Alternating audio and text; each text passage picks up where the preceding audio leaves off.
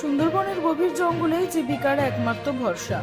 মধু সংগ্রহ, মাছ ও কাঁকড়া ধরতে প্রতিদিন মৃত্যুর ঝুঁকি নিয়ে অরণ্যে প্রবেশ করেন দক্ষিণ চব্বিশ পরগনার পাথর প্রতিমা ব্লকের পশ্চিম দ্বারিকাপুর আদিবাসী কলোনির বাসিন্দারা। রয়্যাল বেঙ্গল টাইগারের হামলায় কিংবা কুমিরের আক্রমণের আশঙ্কা নিয়েই চলে তাদের জীবন সংগ্রাম। প্রায় শতাধিক আদিবাসী পরিবার দীর্ঘদিন ধরে কাঁচা ও জরাজীর্ণ ঘরে বসবাস করছেন।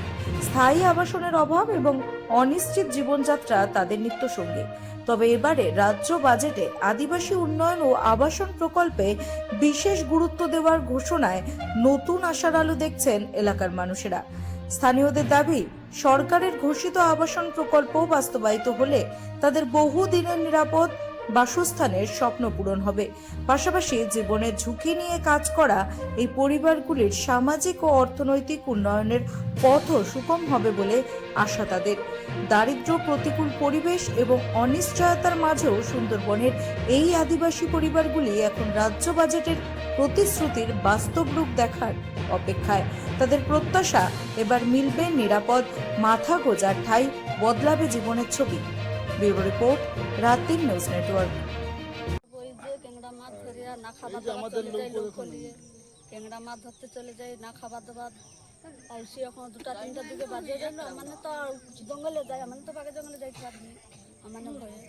যখন ক্যাংড়া ট্যাংড়া বিক্রি করলি, চাউল এসি, হলদি এসি, জাল এসি, রান্না বাড়ি টাকা মুখে দিই। এই যখন টাকার কাপড় নেই, জামা নেই, এটা নেই, সেটা নেই। এই যে রেশন বাড়ছে, এটা কি সুবিধা হবে? কাল বাড়িলে যা হোক একটু খাইতে পাইতে বাকি সরকার বাবু নমস্কার। আপনার নাম? আমার নাম ঝুমরি ভক্তা। কাঁকড়া মাছ ধরতে যায়, আমরা জঙ্গলের মধ্যে চকা চকা রেখে চলে যায়। জমি জায়গা কিছু নাই, শুধু কাঁকড়া মাছ যতক্ষণ কাঁকড়া ধরি ততক্ষণ খায়। এই যে নৌকাতে, এই যে নৌকা, এই যে যত নৌকা ঘাটে আছে, এই নৌকায় আমার কাঁকড়া মাছ ধরতে চলে যায় জঙ্গল। সারাদিন থাকে। কতদিন চলে যান? সারাদিন চলে যায়, সকাল সারাদিন চলে যায়, 10-12 দিনের পর আবার বাড়ি আসি ঘর কি। এই যে সরকার এবার রেশন বাড়াচ্ছে, এতে সুবিধা হবে আপনার? আমাদের টাকা নাই, পয়সা নাই, কিছু নেই। সারাদিন থেকে থেকে একবার খাই কাঁকড়া মাছ ধরতে, আমার সারাদিন না খেয়ে না দিয়ে আমার কাঁকড়া কাছে রেখে চলে যায় জঙ্গলে। বলো, সরকার কি রেশন বাড়াচ্ছে, সুবিধা আপনার? ধন্যবাদ। বলুন, সরকার রেশন বাড়াচ্ছে, এইটা ধন্যবাদ। আপনার নাম? আমার নাম সন্ধ্যা ভক্তা। ইতিমধ্যে যে নতুন সরকার এসেছে, আপনাদের জন্য রেশনের বরাদ্দ বাড়িয়েছে। এবারে রেশনে অন্যদের তুলনায় আপনারা অনেক বেশি সুযোগ সুবিধা পাবেন, কি বলবেন আপনি? কি বলবো, আমরা শুনেছি। বলুন। আমাদের জমি নেই, জায়গা নাই, কিছু কাঁকড়া মাছ ধরে আমরা খাই। এই যে সরকার বাড়িয়েছে, কি সুবিধা হবে আপনাদের?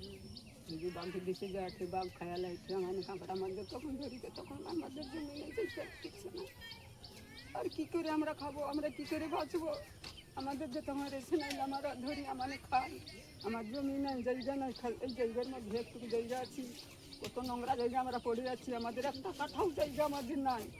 আমাদের সারাদিন থেকে থেকে একেবারে খাই, সারাদিন থেকে থেকে আমরা একদিন খাই, সন্ধ্যাবেলা সারাদিন কাঁকড়া মাছ ধরে আসি, এক মুঠা ছেলেদের মুখে ভাত দেয়। আমাদের জমি জায়গা কিছু নাই। এই যে সরকারের কাছে কিছু বলবেন, আরো কিছু চাইবেন? সরকার যা দিচ্ছে, সরকারের কাছে কি বলবেন আপনি? সরকার কাছে আমরা কি বলবো, আমাদের জমি নেই, জায়গা নেই, কি বলবো? সরকার কে দিবে? সরকার আছে কিছু টাকা পয়সা কিছু দিলে আমাদের যা হোক, মানে বাস্তব বাড়ি করে খাতিয়ে যা হোক করে আমরা জঙ্গলে আর যাচ্ছি। এবারে যে রেশনের বরাদ্দ আপনাদের জন্য বাড়িয়েছে, তার জন্য ধন্যবাদ দেবেন। আমাদের কিছু নাই, জমি জায়গা কিছু নাই, টাকা পয়সা কিছু নাই। কত করে রেশন দিলে কৌ বছর খাবো? আপনার নাম? আমার নাম সন্ধ্যা ভক্তা, আমার স্বামীর নাম ভাটু ভক্তা। আমাদের এইটুকু রেশন বাড়িছে বাবু, এইগুলো আমাদের খাই, আমরা কাঁকড়া মাছ ধরে খাই। এইসব আমাদের নৌকো, আমাদের জায়গা জমি নেই। এই আমরা বাঘের দেশে যাই বাবু, কাঁকড়া মাছ ধরে খাই। বাঘ খেয়ে নিচ্ছে, স্যার আমরা কতদিন আমরা বাঁচবো? কেউ কোথায় নেই আমাদের। আগের সরকার কোনো চিন্তা করেন না স্যার। এইবারে আপনি যেই সরকার আসছে আমাদের কাছে, ওই সরকার আমার ভগবানের মতো দাঁড়িয়ে থাকুন। এই সরকারকে আমরা নমস্কার করি, মাথায় রূপ থাকুন। আমাদেরকে একটু স্যার একটু লক্ষ্য করুন। আর আমাদের কেউ নেই স্যার। আপনার নাম? আমার নাম অংশুমান ভক্তা স্যার। আমাদের গ্রামের লোকরা বলে এই আমাদের জায়গা নেই, জমি নেই, পুকুরে একটু চান করবো তার কোনো জায়গা নেই, একটু টিউলে একটু জল খাবো, বহু দূর থেকে জল আনে আমরা খাই। এই জায়গা জমির উপরে, এই নৌকোর উপরে আমাদের জীবিকা। বাল বাচ্চা, অসুখ বেসুখ, খাওয়া দাওয়া, অসুখ বেসুখ, কাপড় চুপড় সব এই কাঁকড়ার উপরে আমাদের স্যার।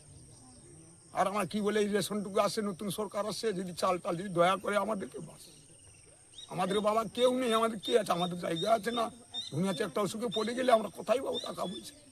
আমাদের টাকা পয়সা নেই স্যার, যা করে কি সর্বভৌম। সরকার আপনাদের জন্য ঘোষণা করেছে, রেশনের বরাদ্দ বাড়িয়েছে, কি বলবেন? রেশন বাড়েছে এখন তো তার মানে তো দেয়নি, এখন সব তো 2 কিলো করে চাল দিচ্ছে, 2 কিলো চাল, এখন গম দিচ্ছে 2 কিলো। আপনি তো শুনেছেন এখন যে আপনাদের কখন বেড়েছে। কি দিবে তারপরে বলা যায়নি, তারপরে যদি দেই দান ধান ভালো। আমাদের গরিব লোক জায়গা নাই, জমি নেই, আমাদের জানো তো সব একটুকু জায়গার মধ্যে আমাদের ঘর করে আছি, সেই একটুকুর মধ্যে বাচ্চা কাচ্চা ছেলে ছোকরা, সেই একটুকু জায়গার মধ্যে আছি। আমরা সরকারের কাছে কি চাইছেন? সরকার থেকে দাম ধান দিলে ভালো, আমরা খাবো কি? এই জন্য না পেটের দায়ে তো এই জঙ্গল চলে গেছে, যা বাঘ খাচ্ছে, কাঁকড়া মাছ সব দিকে যাচ্ছে। আর জমি জায়গা থাকলে কি আমাদের লোক যায় জঙ্গলে? জঙ্গলে চলে যায় সব সময় বাচ্চা কাচ্চা নিয়ে, এইটুকু বাচ্চা নিয়ে চলে যায় জঙ্গলকে। আপনার নাম? আমার নাম রবিবারি ভক্তা, রব্বানি রবিবারি ভক্তা। রবিবারি।